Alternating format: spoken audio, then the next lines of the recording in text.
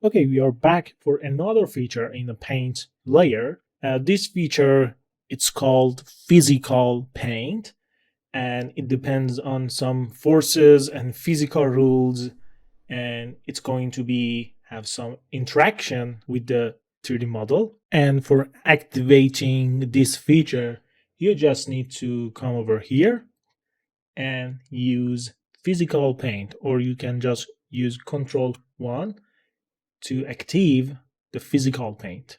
Okay, so all the setting related to the brush is the same as a default paint layer, but we have a physical section. We are not going to learn everything related to the physical item here because uh, it's huge and we cannot cover that in this course, but we can use some preset inside the library and we can tweak some parameter to achieve the result that we want.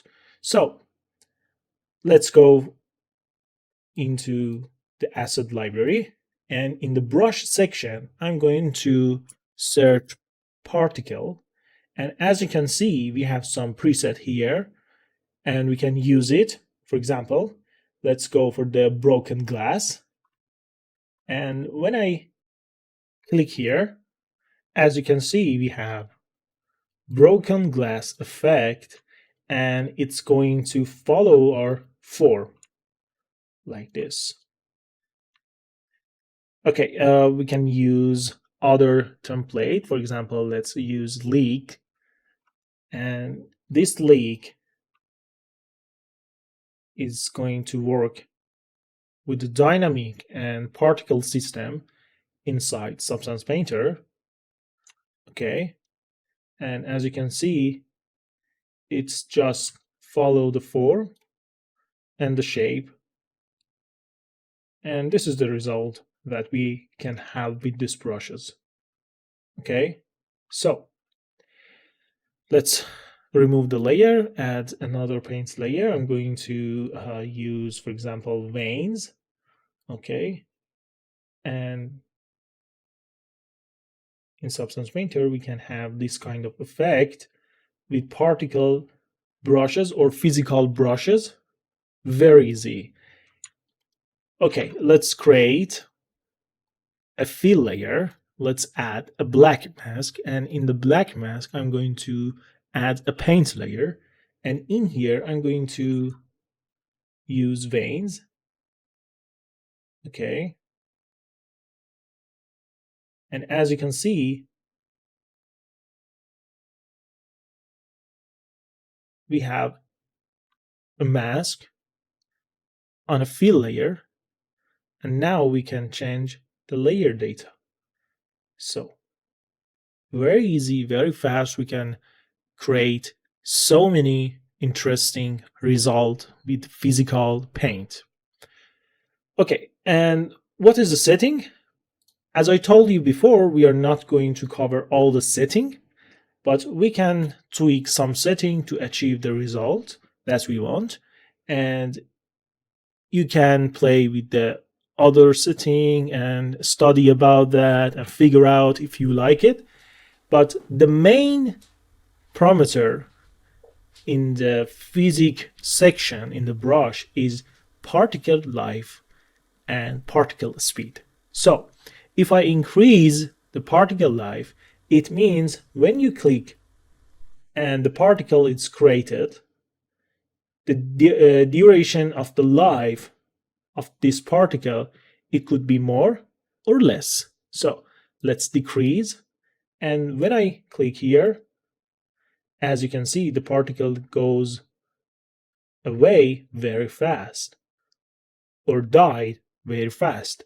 But if I increase the particle life, and if I click here, as you can see they are trying to be live longer. So this is the particle speed, and you can decrease the speed. Okay, or maybe increase the speed and have some fast particle. So We can tweak this parameter to achieve some random effect or result. And for example, in the league, let's remove all the paint here. Okay, let's go back to the brush. I'm going to select league, and in the league, we have particle life. Again, we can decrease the life, and the leak is like some dirt. But if I increase the particle life, the result should be like this. Yeah.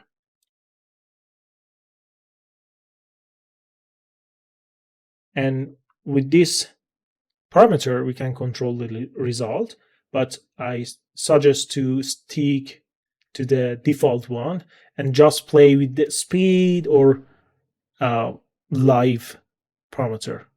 So this is for the physical paint. We have physical erase, as you can see. Okay, let's use laser. Yeah, that's it. And you can create so many interesting effect and result with these physical brushes. For example, let's use rain. Okay, and as you can see, we have some rain effect and rain surface detail like this. Yeah, it's perfect. So this is the physical paint in Substance Painter. I suggest you to play with the template and what you have here in the library and when you can use it in your project. Okay, for example, this one, it's so perfect for creating organic pattern, or this one, or you can use veins. Yeah, like this, and you can have some interesting pattern on your surface. Okay, that's enough for the physical paint. Now let's go for the next one. The next feature in the paint layer is polygon fill. And polygon fill, it's a very good tool for creating mask. Depends on the topology and the UV island. Okay, so let's what we have here. We have triangle fill. As you can see, I can select each triangle in the topology. I can select polygon fill and select any polygon on the topology. I can select mesh fill, and it's going to select element on the model. It means it's going to select all the attach or connect surface together on the model. Okay, and let's remove the paint layer and create a new paint layer. Let's go for the UV chunk fill. And in the UV chunk fill, you can select the UV island. Very fast, very easy. So the question is it a tool that we are going to use it a lot? The answer is yes, but not in a paint layer as a color painting or something like that. We are going to use polygon fill tool and features on the mask, and they are so powerful. They are so powerful, and we are going to use this a lot. For example, I'm going to create a fill layer and call it 2. Okay, the color is red and it's just color, and I need to select the inner circle. Okay, so how we can create a mask for this? We can add a black mask, we can add a paint layer, and we can go to the paint let's go to the 2D view, and now we should paint this section.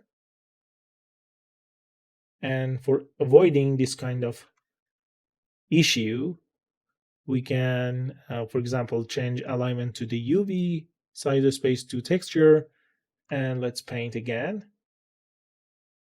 Okay.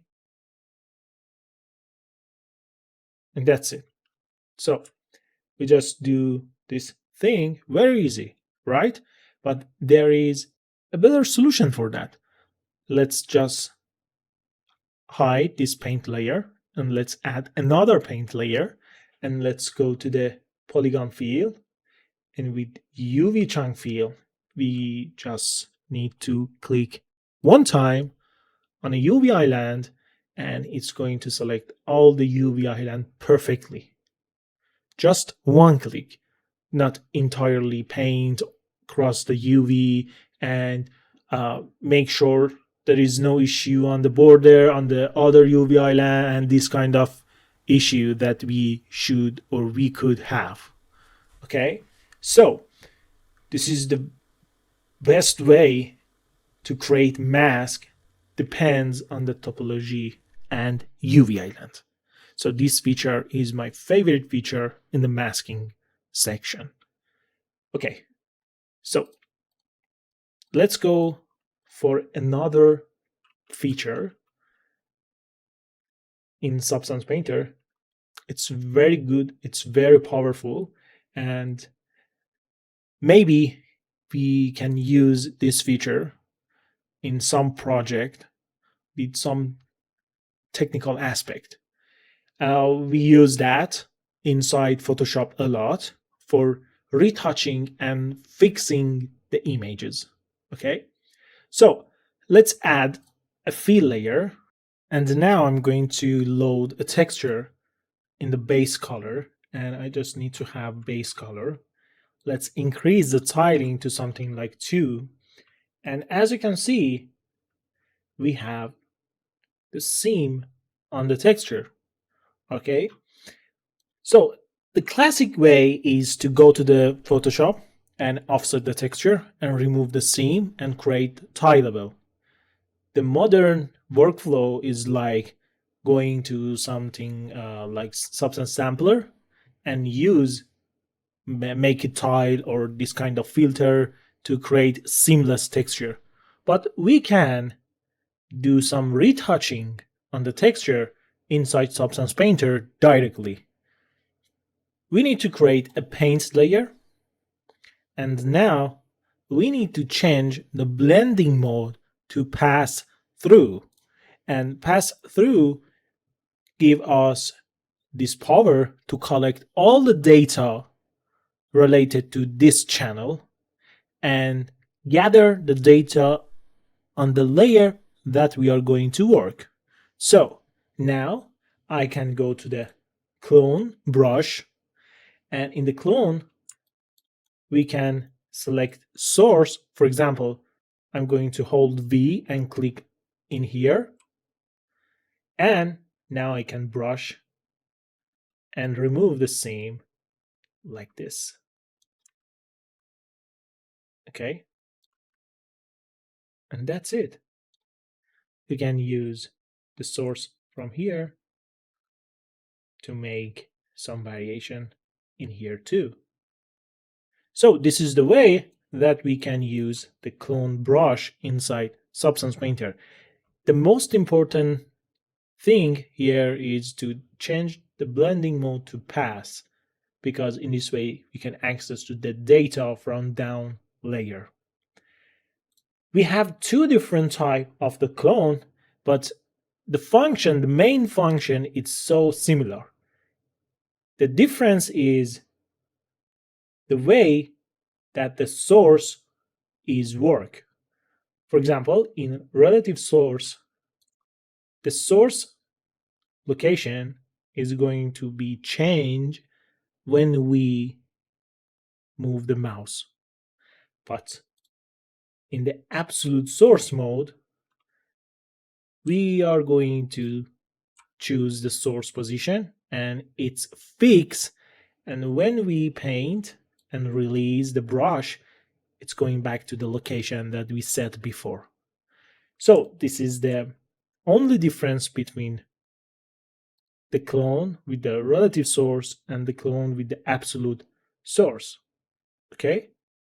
So you can control what material channel that you want to clone in here. But the main point is there is pass blending mode for the layer in a specific channel that we want or not. For example, you can sample metallic or normal or roughness or height or base color or any other type of channel that you want, but you can only see it when in the layer section on the channel you change the blending mode to pass. Okay, so this is the very important thing, very powerful tool for fixing up the resources that we are going to use from outside the Substance Painter. Okay, let's go for the next tool. Next tool is the smudge. And when you select smudge and you want to see the effect on the surface, you need to change the blending mode to pass through on the paint layer. Now you can create this kind of effect on the surface very easy with the smudge tool. Okay, that's enough. And I think we are ready to start our first project inside Substance Painter. With that knowledge we gain through this video till now, and let's go for the next video and start the project.